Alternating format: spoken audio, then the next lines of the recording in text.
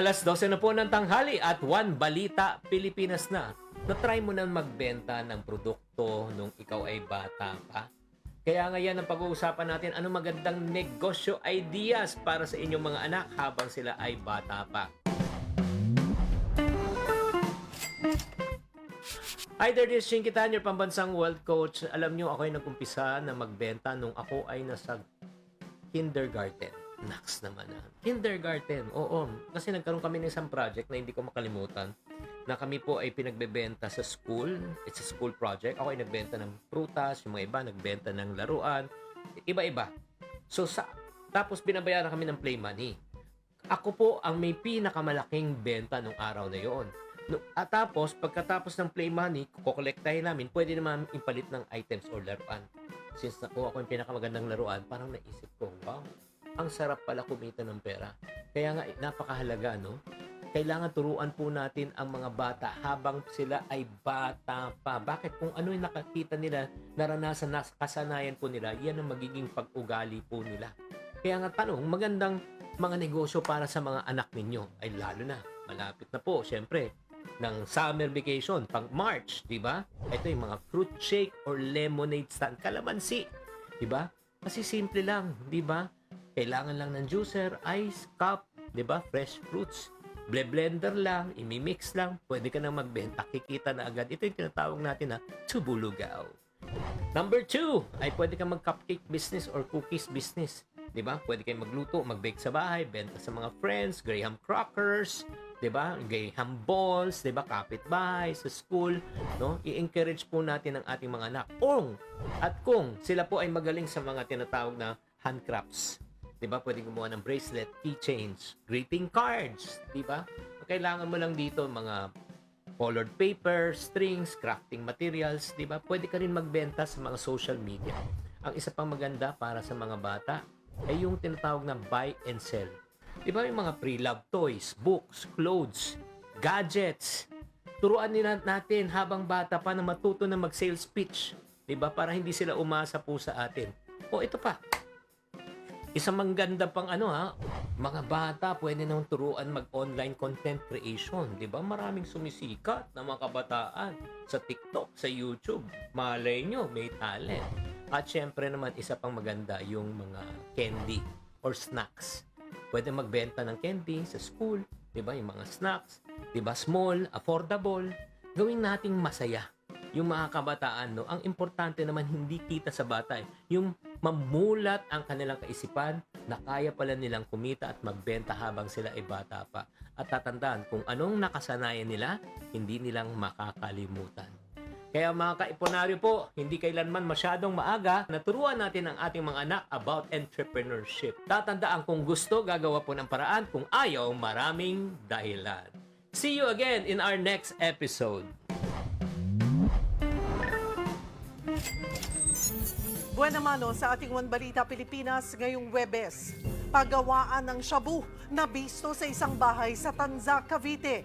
Umuupa rito na Pinay, Chinese at Indonesian wanted ng mga otoridad. Hinihinalang chemical leak sa isang paaralan sa Makati, ilang estudyante na ospital. Ang update mamaya mula mismo sa BFP. 8 pambato sa pagkasenador ng administrasyon kasama sa mga nanguna sa pinakahuling survey ng social weather stations. Pasintabi po sa mga nanonood, bukol sa mukha ng isang ginang, inuuod na. Ano kaya ang dahilan? Aktor na si Jiro Manyo magbabalik pelikula na. At ex-girlfriend ni Anthony Jennings, pinasok na rin ang showbiz. Jam Villanueva, inaming sumailalim daw siya sa therapy. I wish them well po.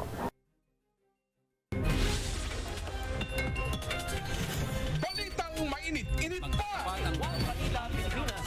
Yan ang latest sa showbiz hingahan. Ngayong tanghalian, kasalo si Cheryl Cosset. One Balita Pilipinas!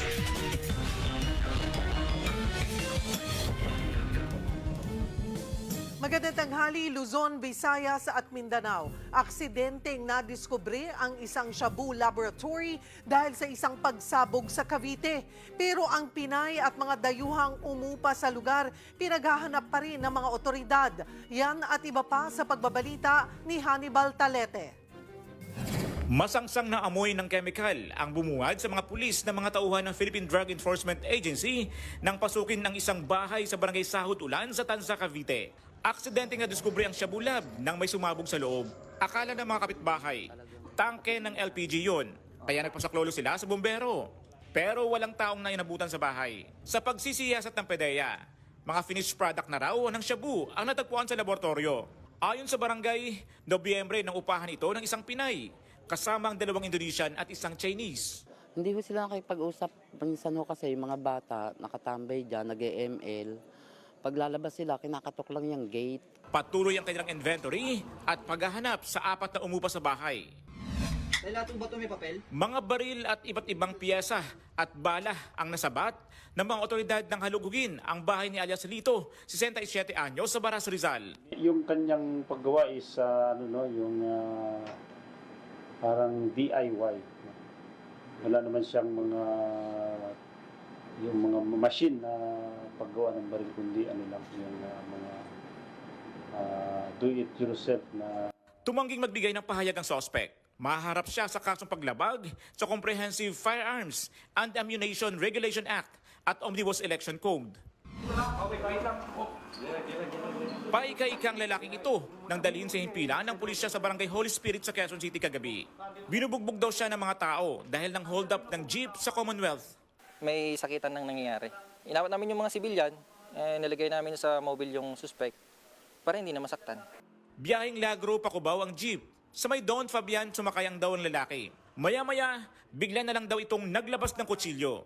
Pinakita lang niya, hold up ito, amin na yung mga bag nyo, sikang ganon. Ay yung babae, nanlalaban, ayaw niya ibigay yung bag niya kasi nandun daw yung ID niya, inambahan siya, inambahan yung babae ng sasaksakin baga. Kaya binigay na niya. Nawala ng malay ang isang babaeng pasahero habang sugatan ang 5 iba pa matapos tumalon sa jeep. Tumalo kasi palapit na yung dapper sa likod namin. Nakala ko saksak na kami. Kaya nataranta ako, hindi ko alam ang gagawin ko. Natumatalon talaga ako. Naisugod pa sa ospital ng 29 anyos na babaeng nawala ng malay. Pero idineklarang dead on arrival. Nabawi mula sa suspect ang bag ng nasawing biktima at ginamit na patalim. Ako na pong kasalanan sa pamilya ko. Nuran po akong trabaho. Tama lang bayaran ko ang nagawa kong kasalanan. Ako si Hannibal Talete para sa 1PH. Tinutugis ng mga pulis ang bomberong nagbebenta umano ng trabaho sa Bureau of Fire Protection. Hindi inaalis ng mga otoridad na may nagkakanlong sa suspect. Magbabalita si Brian Castillo. Bit-bit ang arrest warrant. Sinadya ng mga pulis ang tanggapan ng Bureau of Fire Protection sa Agham Road, Quezon City. Pakay nila ang Senior Officer 2 na sangkot umano sa malawakang illegal recruitment. Pero wala siya sa headquarters ng BFP. Kaya ang opisina muna ng BFP Personnel and Records Management ang tumanggap ng arrest warrant. I-inform ko naman na may warrant yung isang kunya dati. Pinangakuan umano ng naturang SFO2 ng trabaho sa BFP ang mga nagrereklamo ng may bayad. Hindi pa tukoy kung nasa magkano ang nakikil at ilan ang nagoyo niya. Pero large-scale illegal recruitment ang ikinaso laban sa kanya. So far sir, inahanap pa natin yung data at kaya nga po nandito tayo sa Bureau of Fire sana. So para makausap natin yung isa sa mga opisyal nila at malaman natin kung ano yung status ng case niya. Napag-alamang dating nakatalaga ang suspect na bumbero sa training center sa BFP Region 4 kung saan ginawa raw ang pagre-recruit sa mga aplikante. Nagtungo rin ng mga pulis sa iba pang mga address na ginamit umano ng suspect. Alam mo ng mga manloloko, minsan ginagamitan ng ibang address at para ilihis yung kanilang pagkakilanlan. Sa isang bahay, may nagpakilalang nanay ng suspect. Matagal na raw hindi umuwi doon ang kanyang anak at wala raw silang balita kung nasaan na ito ngayon. Iniimbestigahan din ngayon ang nakalap na impormasyon na nakalabas na ng bansa ang suspect. We cannot discount the fact na mayroong someone, if not somebody na may nagtatago. But of course, it's her own prerogative. Harapin na lang yung kung ano man yung I know may story din on her side and the best avenue is harapin niya na lang yung kung ano yung ikinaso sa kanya. Para sa 1PH, Brian Castillo, News 5. Sa iba pang balita, isinusulong ng mga mambabatas sa mababang kapulungan ang 200 pesos na aumento sa sahod ng mga manggagawa. Across the board, ang target ng Kongreso, lalo't matagal na ring natulog ang legislated wage hike proposal. 1986 pa nang huling mangyari ito sa ilalim ng Wage Rationalization Act. Kailangan na rin daw kasing makasabay sa inflation ang sahod ng mga manggagawa. Pero ang Employers Confederation of the Philippines o ECOP, iginigiit na dapat ipaubaya na lang sa Tripartite Wage Board ang desisyon. Posible raw kasing maging bukas sa sistema ng korupsyon ang legislated wage hike. Ngayong araw na nakaschedule ang hearing ng House Committee on Labor and Employment patungkol sa wage hike. It is better to leave it with the wage tripartite wage board kasi represented ang DTI, DOLE, DEDA, may representative of employers, may representative of workers. No? And it has worked so far. Legislated wage, natatakot yung mga investors eh. Susunod, ACT-CIS Party List Representative Erwin Tulfo nangunguna sa panibagong senatorial survey ng social weather stations. At paglabas ng uod sa mukha ng isang ginang, usap-usapan. Yan at iba pa sa pagbabalik ng One Balita, Pilipinas.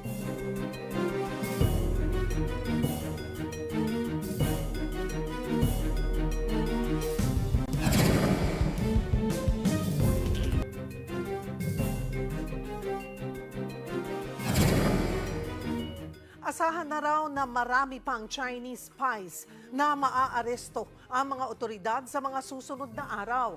Kasunod ito ng paninindigan ng National Security Council na tama ang ginawang pag-aresto sa Chinese national na si Deng Yuanjin sa Makati City nitong January 17. Konektado kasi siya sa isa pa umanong Chinese spy na naaresto naman sa Palawan. Marami rin daw silang ebidensyang hawak ngayon. Nauna nang iginiit ng Chinese Embassy at ng Chinese Filipino civic leader na si Teresita Angsi na hindi espiya si Deng. Pero paglilinaw ng NCS, kinikilala pa rin ng Pilipinas ang human rights ng mga inarestong Chinese nationals. Nakapagsampa na raw sila ng kaso sa mga ito.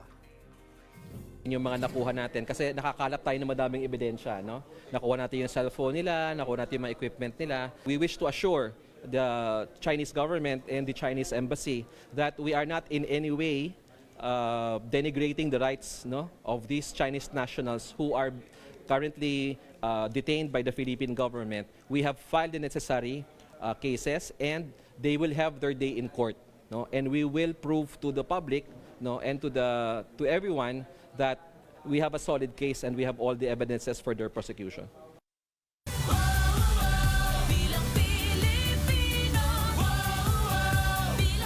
Walong manok sa pagkasenador ni Pangulong Bongbong Marcos ang pasok sa pinakabagong survey ng Social Weather Stations o SWS.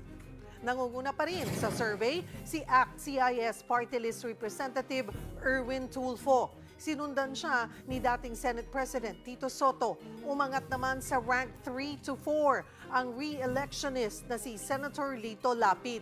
Kapantay niya si Senator Bongo. Top 5 at 6 naman si dating Senador Ping Lacson at Ben Tulfo. Rank 7 to 8 sina Senators Pia Cayetano, dating Senador Manny Pacquiao. Pasok din sa top 13 sina Makati City Mayor Abby Binay, sina Senator Bato de la Rosa at Bong Revilla, pati ang TV host na si Willie Revillame at dating Senador Kiko Pangilinan. Nasa rank 14 naman si Senator Amy Marcos. Sinundan siya ni Las Piñas Representative Camille Villar, dating Senator Bam Aquino, Doc Willie Ong, dating DILG Secretary Benhur Abalos, Gringo Honasan at Senator Francis Tolentino. payapa at nakakapaghanap buhay na.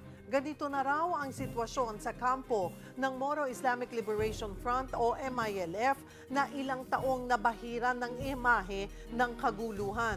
Kaya ang hiling ng mga residente sa lugar, magtuloy-tuloy na ang kanilang normal na pamumuhay.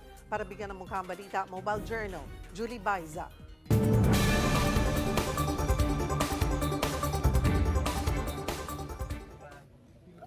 Mahigit isang dekada matapos lagdaan ang peace agreement sa pagitan ng pamahalaan at ng MILF, ano nga ba ang buhay dito sa loob ng kampo sa Camp Darapanan? Isang oras mula sa Cotabato City, mararating ang Camp Darapanan sa Sultan Kudarat, Maguindanao. Kilala itong pangunahing kampo ng Moro Islamic Liberation Front o MILF. Dito dinadaos ang kanilang mga pulong at programa. Pero ang kampo, nagsisilbi na rin komunidad at tahanan ng mga Moro. Ayon kay Camp Commander Dayaw, marami nang naging pagbabago sa kampo mula nang maikasa ang peace agreement at maitatag ang BARM. Nakikita natin ang improve dito, dumami ang tao, dumami ang improvement dito. Yung mga kalsada dito hanggang doon sa barangay na tuktok doon sa Kwan, meron ng kalsada doon. Ngayon nga, 6 na taon na yung BARM, malaki nang improve dito sa Camp Darapanan at sa kalapit na bayan ng Camp Darapanan. Hindi lang iyan nakatulong sa pag-unlad ng komunidad, kundi maging sa kapayapaan sa lugar. Bagay na ramdam din ng mga residente. Tahimik na. Mas tahimik ngayon. Dito lang kami naghanap buhay. Dito ang maganda. Walang gulo. Peaceful ang hanap buhay dito. Pagsasaka ang pangunahing ikinabubuhay sa kampo. Meron ditong taniman ng iba't ibang gulay at agricultural products. Bukod sa pagbebenta ng mga produkto at ani, gaya sa ibang komunidad, mayroon ding ibang hanap buhay dito. Isa na dyan ang maliit na barbershop ni Ahmad. Ang 400 pesos na kita kada araw, sapat naman daw para sa pamilya. Kahit paano, nakakabili rin ng pang araw-araw. Ilan po bang anak nila na Tatlo po? Nag-aaral po na. Kung dati, tila imposible para sa mga miyembro ng MILF ang pagpapaaral at pagpapatapos ng mga anak dahil sa gulo, ngayon, marami na sa mga bata ang nakatitikim ng edukasyon. Meron na rin kasing eskwelahan sa loob ng kampo. Ang mga magulang, matayog na rin ang pangarap para sa kanilang mga anak. Yes po, yung pangarap namin sa mga anak namin is yung makapagtapos, mabuhay ng normal, ganyan. Parang dito sa amin kasi, na ng gulo eh. Kaya ayaw na namin ng gano'n. Kaya umaasa sina Ahmad na magtutuloy-tuloy ang kapayapaan sa lugar. Hindi lang para sa kanila, kundi sa susunod na henerasyon ng mga kabataang Moro. Hiling nila, lumaki silang ang hawak, papel at lapis at hindi baril at bala. Mobile Journal, Julie Baiza po, hatid ang mukha ng balita. Susunod, Baguio City Mayor Benjamin Magalong, may high-tech na raw na solusyon sa traffic sa syudad.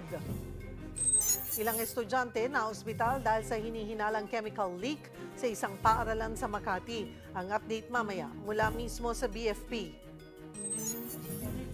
Paglabas ng uod sa mukha ng isang tinang trending sa social media. Ano nga ba ang dahilan? At dating child star na si Jiro Manyo nagbabalik big screen. Makakausap natin siya live dito sa studio. Yan at iba pa sa pagbabalik ng One Balita, Pilipinas.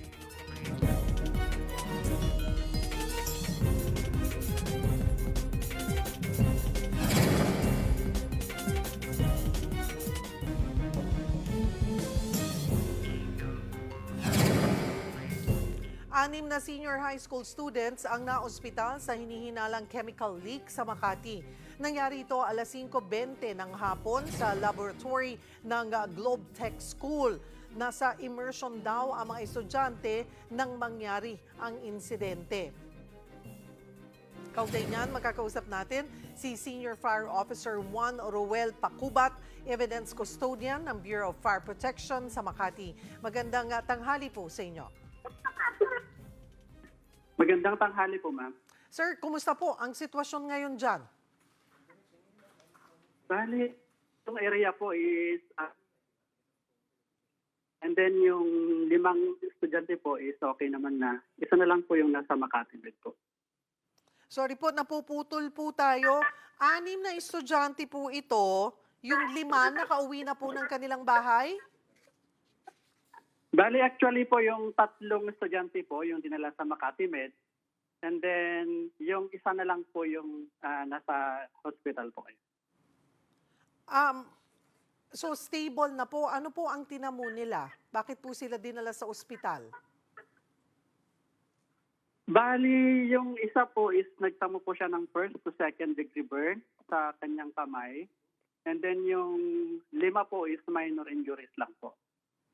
Pwede ho bang ipakikwento ho sa amin kung ano po ang nangyari? Bali, kwan po ma'am, around January 29, 6:17 p.m. po, ang himpilan po ng BFP ay nakatanggap po ng tawag sa Makati Command Control Center at sinasabi na mayroong suspected chemical leak due to explosion na matatagpuan po sa GlobeTech Foundation. Kaya po, agad pong rumisponde ang tropa at pagdating po doon sa area ay almost cleared na. At agad naman nag-declare na safe na yung lugar, mga bandang 6:46 p.m. si SFO3 Tangkang po. Ano po ba ang kwento ng mga estudyante? Mga bandang 5:20 po ng hapon, naganap po yung incident na flashover. At meron pong reported nga na 6 na injured from Mandaluyong Science High School. At merong 5 na nag-sustain ng minor injuries. Samantalang yung isa po is nag-sustain siya ng 1st to 2nd degree burn sa kanyang kamay. Hindi nga po. Accordingly po, Opo. nakikigamit lang po sila sa facility. Okay. According po sa supervisor nila, nagsasalin po sila ng chemical or ethanol from one container to another container habang meron pong medical alcohol lamp or yung gasera sa may working table. Dahil po sa accumulated fume na malapit sa gasera, kaya nagkaroon po ng flashover. Kaya po nagtamo ng injury ang mga bata.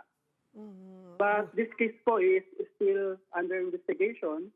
And again po, binabalidate po namin lahat ng information na nakuha. Pero ang mahalaga po doon ay ligtas na po lahat ng mga estudyante.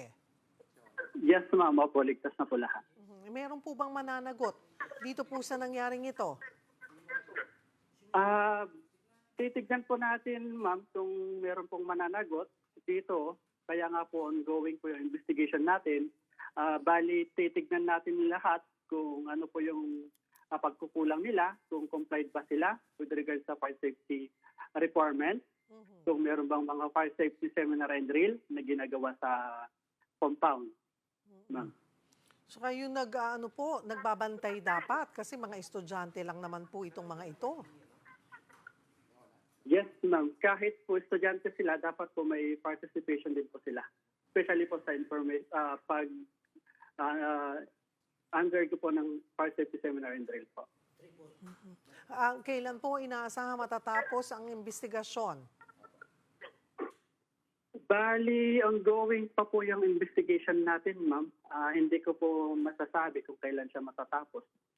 As long na kompleto po lahat ng details, lahat po ng kailangan para po matapos po yung final na.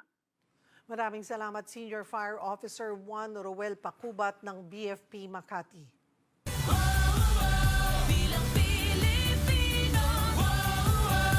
Tuloy ang pag-imprenta ng COMELEC ng mga balota para sa eleksyon sa Mayo. Pero ipinagpaliban muna ang printing ng mga balota na para mismo sa BARM parliamentary elections. Para sa Update Live na magbabalita, si Mon Gualvez. Mon, ano ang dahilan dito sa postponement ng ballot printing para sa BARM parliamentary elections? Cheryl, matapos nga kasing is-certified as urgent ni Pangulong Bongbong Marcos yung bill na nagpo-postpone sa BARM parliamentary elections, kaya minabuti na lamang itong paghandaan din ng COMELEC para na rin hindi masayang eventually yung mga balotang mapiprint dito sa BARM parliamentary elections. Siguro maaaring itanong dito, hindi ba pwede itabi na lang kung sakaling mag-print naman itong mga balotang ito? Hindi kasi baka magkakaroon ulit ng panibagong mga kandidato, lalo't meron ngang 7 na parliamentary districts na nawala. Ito yung mga para sa Sulu nung sila naman ay maalis sa Bangsamoro region. So maaaring magkakaroon pa talaga ng mga diskusyon at mga amendments, at kung sakali bubuksan ulit ng COMELEC ang pagtanggap ng mga kandidato dito sa mga nasabing posisyon. At maganda, tama, nalinaw natin, no? Ang ipinopostpone lamang na printing ay yung para sa parliamentary elections. Ibig sabihin, ipiprint pa rin ng COMELEC yung mga positions mula sa national hanggang sa sangguniang bayan sa lahat ng mga bahagi ng Bangsamoro region. Yung mga para lamang sa miyembro ng parliament, yung kanilang hindi na muna ipiprint, which is a separate ballot, Cheryl. At tila pabor daw ang COMELEC na ipagpaliban itong BARM parliamentary elections. Ano ang kanilang dahilan? Actually, mas pabor sila sa eleksyon, Cheryl, no? Mas maganda siguro sabihin ganun. Kasi nga, ang dahilan lang naman talaga nila, practicality, no? Kaysa masayang yung mga balota, wag na munang mag-print ng mga balota para sa parliamentary elections. Itong nangyayari ngayon, Cheryl, sa printing or sa parliamentary elections, kasi kung magkakaroon ulit ng re-election or special elections dito sa parliament, mangyayari yan October, no? At magkakaroon sila ng gagastos na 2.5 billion pesos eventually, na malaki pondo kung sakasakali, no? Kasi ngayon na midterm elections, makikiride lamang itong parliamentary elections sa mismong national and local elections, Cheryl. Kumusta rin ang printing ng mga balota for national elections? Tuloy-tuloy naman, Cheryl, yung printing ng national and local elections. Actually, tapos na yung sa mga overseas absentee local voting at saka yung ilang mga regions. Nandyan nga yung sa Caraga, pati na rin sa Batanes. Tapos na sila. Umaabot ng 1.4 to 1.5 million ang kanilang naiimprenta kada araw, na malaking tulong para mas mapaagat, maabot pa rin nila yung target na April 14 at mas makapag-process sila in terms of deployment na nitong mga ballots at iba pa mga election paraphernalia sa iba't ibang rehiyon. Cheryl. Maraming salamat, Mon Gualvez. Handa ang Bestlink College of the Philippines sa investigasyon kaugnay sa nangyaring aberya sa kanilang founding anniversary.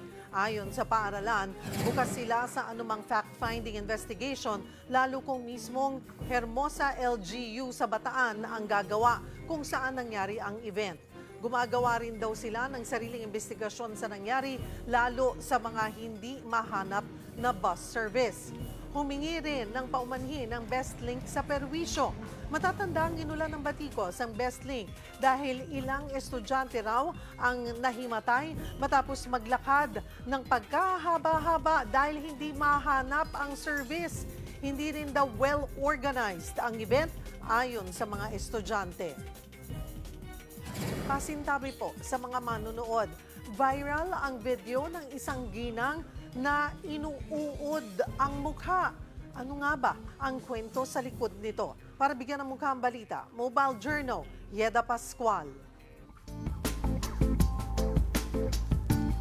Viral ang video na in-upload ng isang content creator kung saan nakunan niyang may lumalabas na uod sa mukha ng sarili niyang ina.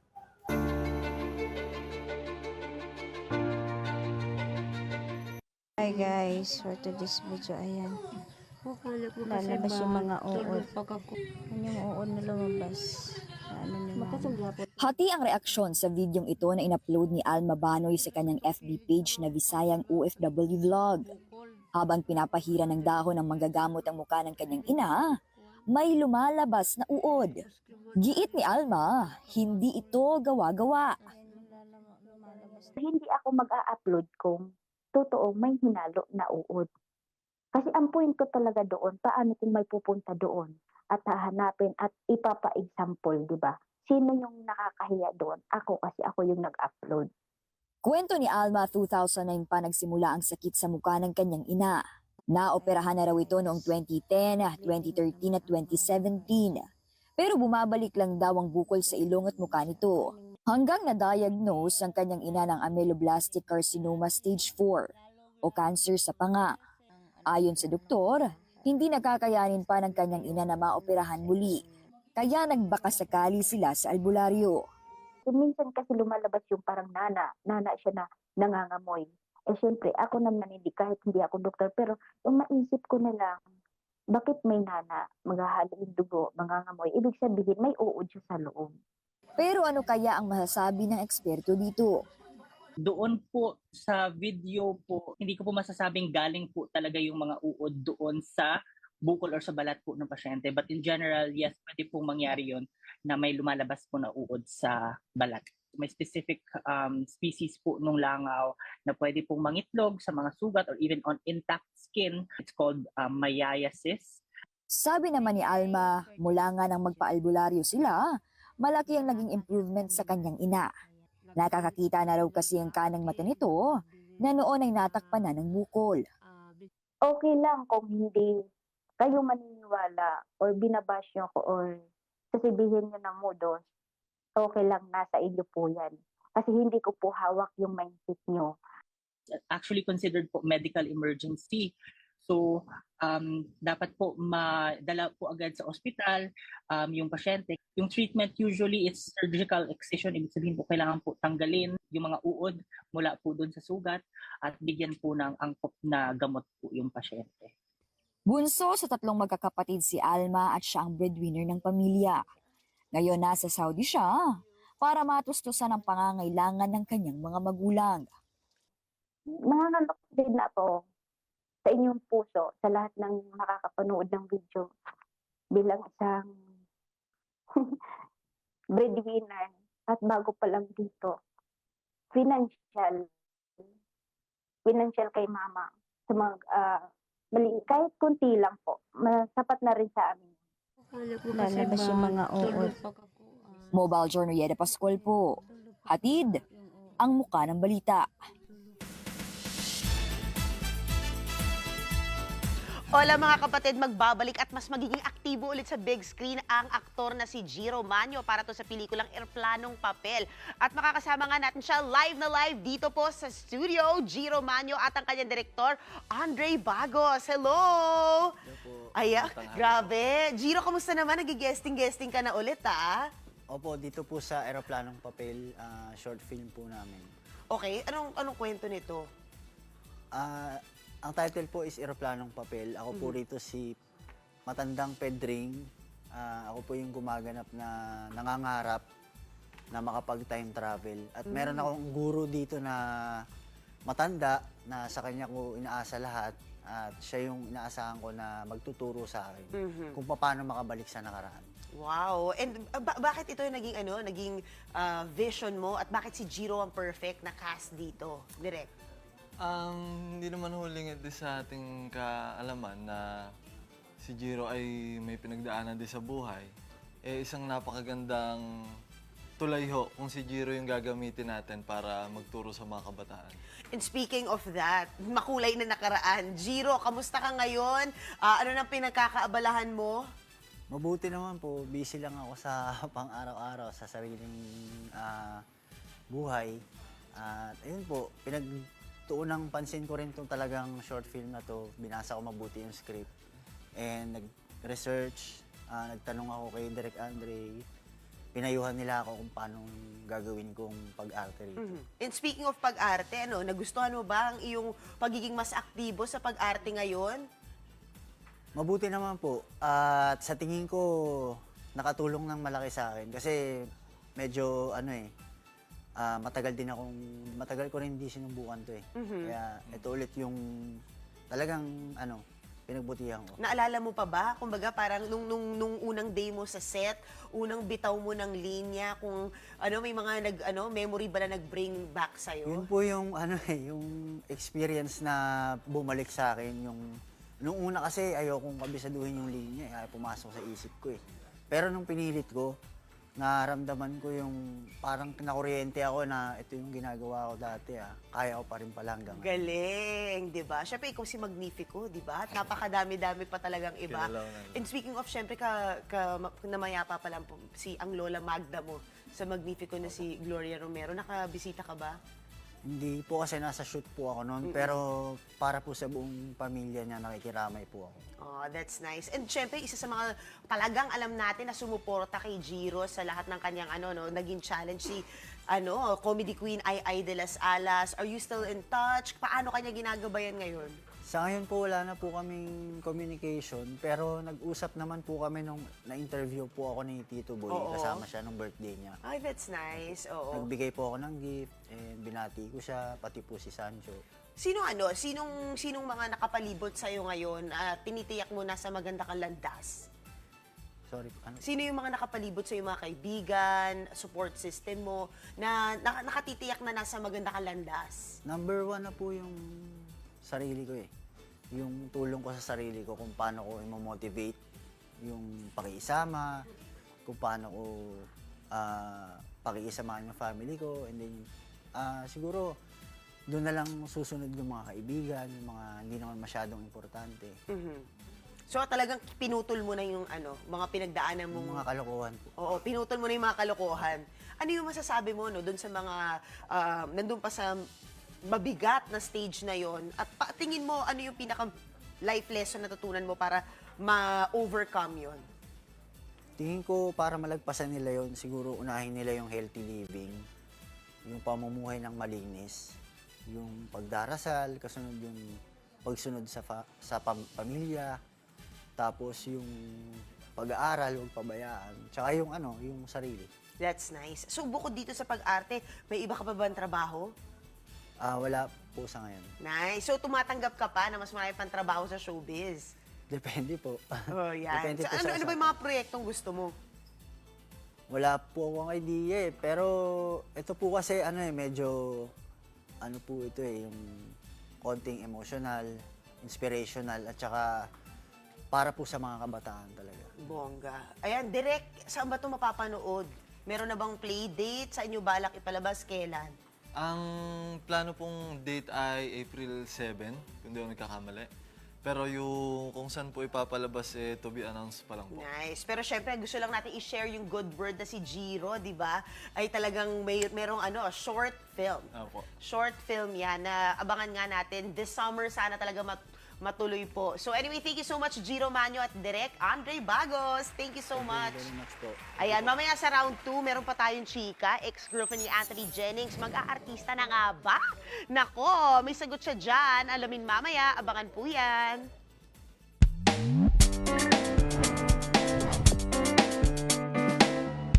Magandang tanghali mga kapatid. Lumabas sa pag-aaral ng Ateneo na nakakatulong sa senior high school students ang paggamit ng meme para sa pagkakatuto. Sa paggamit daw kasi ng memes, sa lesson plan ay nakitaan ng mataas na engagement sa mga estudyante. Ikaw kapatid, anong ginagawa mo para mapabilis na matutunan ang ituturo ng teacher sa school? Tara samahan niyo ako at magtatanong tayo dito. Mag-ano po ako, mag-aral ng mabuti. So, Mahilig ako magbasa, tapos habang nagle-lecture siya, sinusulat ko. Mas ano kasi ako habang sinusulat ko yung tinuturo. Tapos minsan may mga acronym, mga ganon. Siyempre, nakikinig. Nakikinig ka sa teacher para matuto ka. Tapos, siyempre, pag uwi mo sa bahay, re-reviewin mo yung mga sinulat ng teacher para malaman mo na yung mga isasagot mo sa kanya o para tumatak sa isip mo. Tapos pagising sa umaga, re-reviewin mo muna ulit para pagpasok mo, memorize mo na siguro yun, masasagot mo na. Ang ano ko lang sa teacher, may time na pwede nating sabihin na dahan-dahan lang naman po para po maintindihan po ng mga bawat bata o kaya ako din po, kabataan, kaya nanay, magulang, para po, kasi may time po na minsan naaano na yung utak natin. Sobrang dami po ng ano. Ako ang iyong hari ng bayan, ang tunay at nag-iisang pantanggal umay sa pananghalian.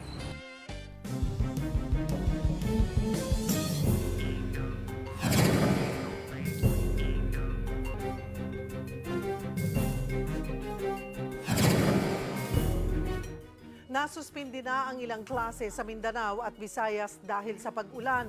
Alamin natin ang update sa lagay ng panahon kasama si Pag-asa Weather Forecaster Lori de la Cruz. Magandang tanghali sa iyo, Lori. Magandang tanghali din po. Lori, ano ang dahilan ng mga pag-ulan nga sa Visayas at Mindanao? Well, ngayon pa nga po ay nakakaapekto sa malaking bahagi ng Visayas ang shear line, habang sa Mindanao naman ay nakakaapekto ang easterlies, kaya patuloy nga po ang mga pag-ulan doon, including po dito sa Bicol region kung saan malakas ang pag-ulan ngayon dahil din po sa shear line. So nagtaas po tayo ng advisory din sa mga lalawigan ng Bicol region, sa Northern Eastern Samar, maging dito po sa Quezon Province dahil sa patuloy na epekto ng shear line. Hanggang kailan aasahan ang ganitong klase ng panahon sa Visayas and Mindanao? In-expect natin today, mataas pa rin chance ang magpatuloy itong mga pag-ulan nito. Bukas, kahit pa paano improve weather sa Visayas, pero sa Mindanao, posibleng may mga pag-ulan pa rin dahil to moderate rains dahil sa easterlies. Dito naman sa Luzon, nakakaranas ng frost o andap yung ilang lugar sa norte, partikular po sa Benguet. Ano rin po ang dahilan nito at nandoon pa rin ba nakikita nyo na parang extended ang ating amihan at magpapatuloy pa rin ang malamig na panahon? Well, opo, sa ngayon po, yung amihan ay talagang prevailing pa rin sa bansa. Malakas pa rin ito. Yun po yung reason kung bakit din nagkakaroon ng mga frost sa upland natin o sa mountainous areas. So, likely by February 2nd week o 3rd week, posibleng may another episode of amihan tayo. So, pwede pa rin ho itong mangyari, yung ganitong mga phenomena and scenarios. But this is unusual.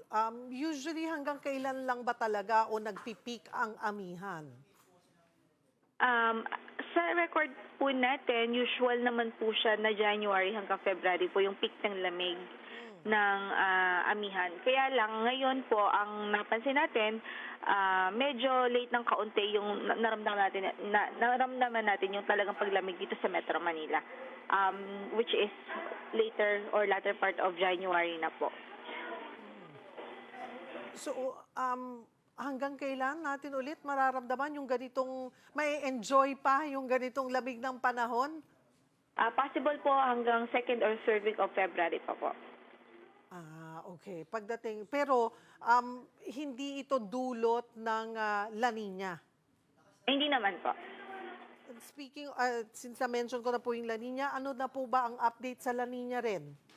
Well, sa ngayon, meron po tayong La Nina episode po talaga, or nararanasan na natin ang impact ng La Nina dito sa bansa dahil yun nga, may paglamig, may bahagyang paglamig ng temperatura sa dagat Pasipiko.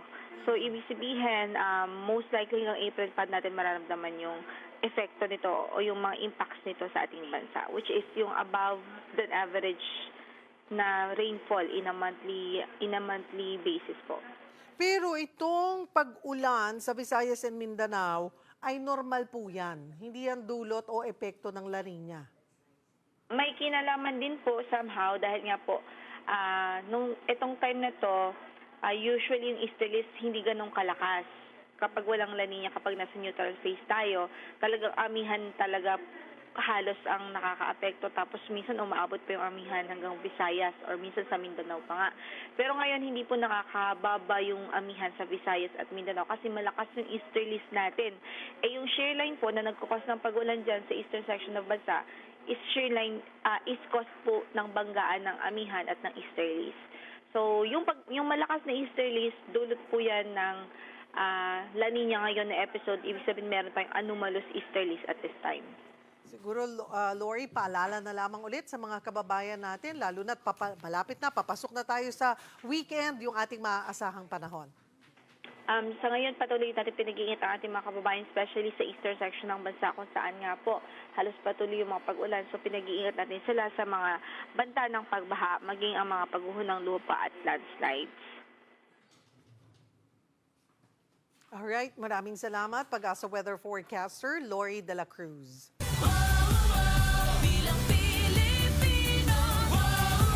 Paggamit ng advanced technology at artificial intelligence. Ito ang naiisip na solusyon ni Baguio City Mayor Benjamin Magalong sa problema ng traffic sa syudad. Narito ang report. Simulan ko muna po doon sa dami na ng tao.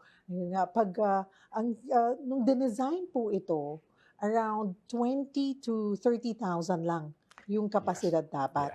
Pero ngayon, ang populasyon nyo po, umaabot na ng 366,000. Di na, yung extrapolation from a 1.54 population growth, taking off from a 2020 census, we are about 378 noong 2024. Oh. Pero maganda nito is, naibaba na namin yung aming population growth from 1.54 to 1.3. Ang taas pa rin. Ang aming floating population, nandun kami sa 600, around 600,000. Tumataas pa because a lot of people continue to migrate sa Baguio. Kaya, challenge din. Patapos, ang sasakyan naman, Baguio was designed only for about 12,000 to 15,000 vehicles. Ngayon, ang aming registered vehicles, 2024, nasa 57,000 eh. For Baguio alone, ha? Iba pa yung mga bisita. Kung titignan mo yung bisita at 2.2 million a year, which we believe nandun na rin kami sa 2.2 million a year na bisita, although lumalabas doon sa aming count na 1.6 lang, 1.7, kasi nagsasabit pa lang, mga hotels lang eh. Ang dami pang Airbnb, ang dami pang mga unregistered. Can you tell us more or mas paintindi po natin yung Smart Urban Mobility Project? Apo, ito po yun. This is PPP, Public-Private Partnership Proposal po ng Metro Pacific Tollways Corporation. So, tingin niyo po ito ang makakatugon nga sa traffic po talaga ng Baguio City? Yes, because we'll be using technology, artificial intelligence to manage basically all the components eh. Una-una, public transport. Alam mo, yung public transport, ang magmamanage dyan is the technology na rin. Sipin mo, pag nandun ka sa waiting shed, ngayon, ang nangyayari ngayon, haba-haba ng pila. Unpredictable yung dating ng mga sasakyan. Hindi mo alam kung puno ba yung sasakyan, hindi. Pag meron ka na nun, pagdating mo sa isang waiting shed, isang smart waiting shed, makikita mo agad na meron namang information board. O kaya punta ka sa cellphone mo, makikita mo kagad kung ano yung mga parating na sasakyan. In 40 minutes, darating itong sasakyan na ito. Ilan pang available na slots. At exactly, kung sinabi niyang 40 seconds, exactly at 40 seconds, nandun yung sasakyan. And at the same time, yung public transport management would also include yung modernization yan. The money that will be generated from that system, especially yung congestion fee, part of that will be used to subsidize yung modernization ng ating mga public transport system. Mapapanood po ang buong panayam kay Baguio City Mayor Benjamin Magalong sa The Long Take, mamayang 6:15 sa One News.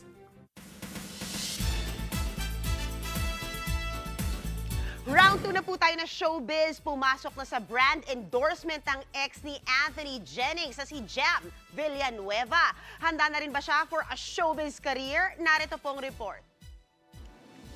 Literal na starting the year with a smile. Yan ang outlook ng nag-viral na ex ni Anthony Jennings na si Jam Villanueva. Nasisimula ng 2025 nang may billboard sa EDSA. Wala naman talaga pa akong name in the industry. So, like, nakaka-shock din na, first endorsement, tas pack billboard agad, tapos may ganito. So, yes, so sobrang grateful din kila Doc and then dito po sa production talagang team na talagang nagtiwala po talaga sa akin. Aminado si Jam, nag-therapy siya matapos ang messy breakup nila ni Anthony. Kaya ang focus niya ngayon ay ang kanyang mental health. Wala na po akong connection dun sa mga tao na nasa loob ng issue. And ang plan ko po right now is to just focus sa sarili ko and i-build yung career siguro and yung self-growth ko po talaga. Aminado rin si Jam na hindi pa siya handang magpatawad. Pero behind every smiles naman po, there's a story. So, hindi naman po porket hindi ako makapagpatawad is hindi na ako pwedeng gumiti. And right now, I am focusing sa sarili ko na I'm moving forward. ang payo ni Jam sa mga similar ang napagdaanan at nakaka-relate sa kanya, choose yourself. Bukod po dun sa self-worth is non-negotiable. Moving on is not just about forgetting the past. It is also about choosing yourself in the present and kung paano mo itatayo ulit yung sarili mo despite sa lahat ng mga nangyari po sa'yo. Ayaw na raw ni Jam maging bitter. Kaya may mensahe naman si Jam sa mga taong nakasakit sa kanya. I wish them well po. Iyon naman po talaga. Sa tanong, if itutuloy ba niya ang pag-arte? Parang hindi pa rin po talaga siya pasok sa values ko rin po eh. Kasi parang, and I don't know kung halata, pero very soft person din po kasi ako. Parang feeling ko hindi kakayanin ng mental health ko na pumasok sa industry na ganun. Excited na sa kanilang Valentine's concert sa Pilipinas ang British-Norwegian boy band na A1. Yan at ang iba pa sa pagbabalita ni Von Belenario. Ready na muling mangharana sa Filipino fans ang British-Norwegian boy band na A1. Sa kanilang upcoming Valentine's concert, hindi lang isa, kundi 4 na major cities ang kanilang pupuntahan. Ito ang sa Cebu, Bacolod City, Cagayan de Oro City at Quezon City. This Valentine's concept is a great one because we know how much our fans love our love songs, and we love writing love songs. So now we get to do all of them. We've been to the Philippines quite a lot as a band, and a couple of us have stayed on for some holidays after we've had. So we have seen more of the Philippines, but never to these places. So it's really nice, at this stage of our careers as a band to actually be exploring new territories. Nakilala ang A1 sa mga hit song nila tulad ng Every Time, Same Old Brand New You, Caught in the Middle, at Like a Rose. Makakasama nila sa Cebu leg ng tour ang OPM singer na si Morissette na minsan ang nakakolab ni Ben Adams at ng banda.